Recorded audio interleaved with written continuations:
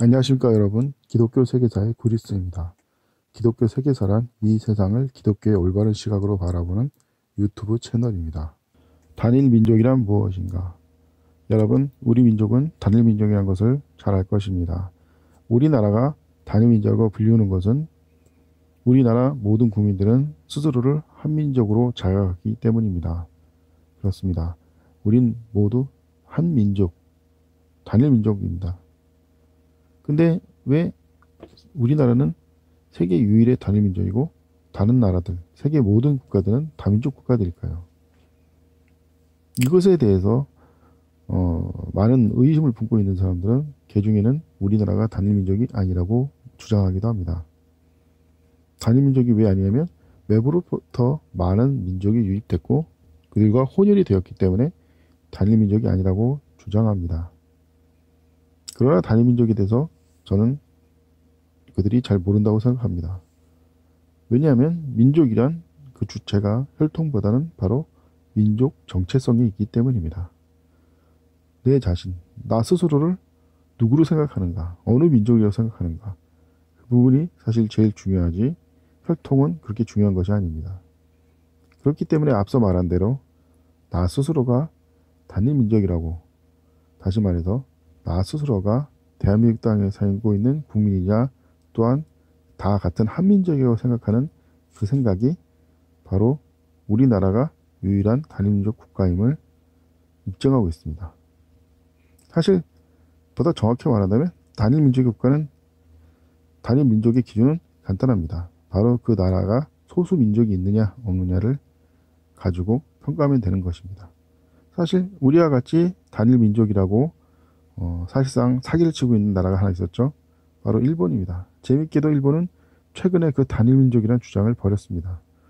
왜 버렸냐면은 북쪽에 살고 있는 그 소수민족이 현재 벌어지고 있는 러시아와의 영토 분쟁에 유리하게 적용되도록 그들을 소수민족으로 인정하기 때문에 스스로 단일민족을 버렸습니다. 참 재밌지 않습니까? 일본 같은 나라도 이렇게 소수민족이 있는데 왜 우리나라는 소수민족이 없을까요? 세계 여러 나라를 둘러봐도 우리나라 같이 소수민족이 전혀 없는 나라는 하나도 존재하지 않습니다. 그렇다면 왜 우리 한국에는 소수민족이 존재하지 않을까요? 그것은 우리 민족의 또 하나의 특징을 생각해보면 그 답은 나옵니다. 바로 우리 민족은 평화를 사랑하기 때문에 단 한 번도 외국을 침략하지 않았습니다. 바로 이것이 그 진실입니다.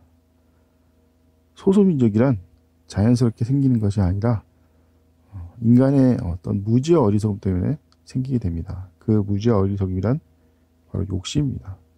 더 많은 땅, 더 많은 재물을 갖기 위해서 지금까지 인류 역사는 수많은 전쟁을 벌였고 다른 나라를 침략해서 그 나라를 멸망시키고 그 땅을 차지하고 사람들을 노예로 만들었습니다. 바로 그러한 과정 가운데 생겨나는 것들이 소수민족입니다. 그런 소수민족은 일부는 그 나라에서 노예가 되고 그 외의 사람들은 유랑을 하게 되는데 그런 유랑하는 민족들이 또 다른 나라에 가서 정착하게 되면 그 사람들 또한 그 나라의 소수민족이 됩니다. 바로 이런 과정 가운데 전 세계 모든 나라는 전부 다 소수민족들이 존재하는 다민족 국가들로 사실상 변질되어 온 것입니다. 바로 이러한 변질이 아닌 우리나라는 순수성을 지켰기 때문에 자랑스러운 단일민족 국가로 남은 것입니다. 자, 그렇다면 우리는 여기서 한 가지 의문을 가지게 됩니다. 앞서 말한 그 침략의 여파로 생겨난 그런 유난민들이 우리나라에는 들어오지 않았던 걸까요? 분명히 우리나라에도 어느 정도 수많은 유랑민들이 들어왔을 테고 그들이 우리나라의 소수민족이 될 수 있었음에도 왜 오늘날 그런 소수민족들은 존재하지 않고 우리나라는 단일민족 국가가 된 것일까요? 사실은 답은 아주 간단합니다. 그들은 우리와 동요된 것입니다. 그들은 처음에 들어왔을 때는 다른 민족이었지만 시간이 지나 우리 한민족과 서서히 하나가 되고 그들은 이제 스스로를 한민족으로 인식하게 된 것입니다. 자, 그럼 여기서 다시 한번 또 다른 의문이 생깁니다.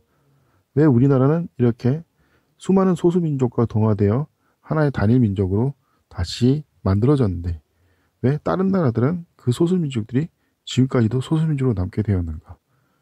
이 문제의 근본적인 해답은 바로 우리는 노예제도가 없었고 그들은 노예제도가 있었다는 것입니다. 노예제도. 이것을 들으면 사람들은 약간 의문을 가질 수 있습니다. 우리나라에도 혹시 노비가 있는데 왜 노예제도가 없다고 하는 것인가? 그것은 사실 노예제도와 노비제도의 차이를 인식을 못해서입니다. 노비제도라고 하지만 실제 본질은 신분제도입니다. 잘한 사람들한테 상을 주고 못한 사람한테 벌을 준다는 아주 기본적인 개념으로서 잘한 사람은 나라에 공을 세우고 좋은 사람이기 때문에 양반과 같은 귀족이 되고 못한 사람은 죄를 졌기 때문에 팔려서 노비가 되는 것입니다. 그렇기 때문에 노비제도의 가장 중요한 점은 바로 노비들은 개인적인 잘못이 크다는 것입니다. 물론 금전적인 문제든 정치적인 문제든 보통 흉악범이라든지 빚을 진 사람들이 노비가 되는 것입니다. 그 과정 중에 억울한 사람이 없지는 않겠지만 일단 근본적으로는 개인의 잘못으로 되는 것이 노비입니다. 그에 비해서 노예는 뭘까요? 아까 말한 대로 먹고 살기 위해서 전쟁을 피해가지고 떠돌아다니는 사람들인데 그 나라에 들어가면 사람 취급받지 못하고 개돼지 취급을 받으면서 그렇게 팔려나간다든지 혹은 아까 말한 대로 어떤 침략을 통해서 사람들을 잡아온다든지 압제를 통해서 노예가 된 사람들이기 때문에 그들은 일차적으로 사람 취급을 받지 못합니다. 사람 취급을 받지 못할 뿐만 아니라 억울한 일을 당한 것이기 때문에 자기를 지배하는 지배계층에 대한 분노가 극에 달해 있습니다. 그것을 지배계층도 알기 때문에 그들을 포용하고 받아들일 수가 없는 것입니다. 만약에 그들이 높은 지위나 강한 권세를 갖게 돼서 자기들한테 당한 원한을 갚을 수 있기 때문에 그들을 항상 경계하고 두려워하고 격리하게 되는 것입니다. 결국 그들은 영원히 스스로가 그들과의 동화를 거부하기 때문에 그들은 영원히 소수민족으로 남게 될 수밖에 없었던 것입니다. 지금은 한류의 시대입니다. 우리나라의 한류가 전 세계를 휩쓸고 있습니다. 한류가 이렇게 세계적인 문화 콘텐츠로 성장하기까지는 많은 사람들의 노력이 있었다고 저는 생각합니다. 하지만 우리가 간과해서 안 될 게 하나 있습니다. 그것은 바로 우리보다 기술적으로 혹은 문화적으로 뛰어난 나라는 많이 있다는 것입니다.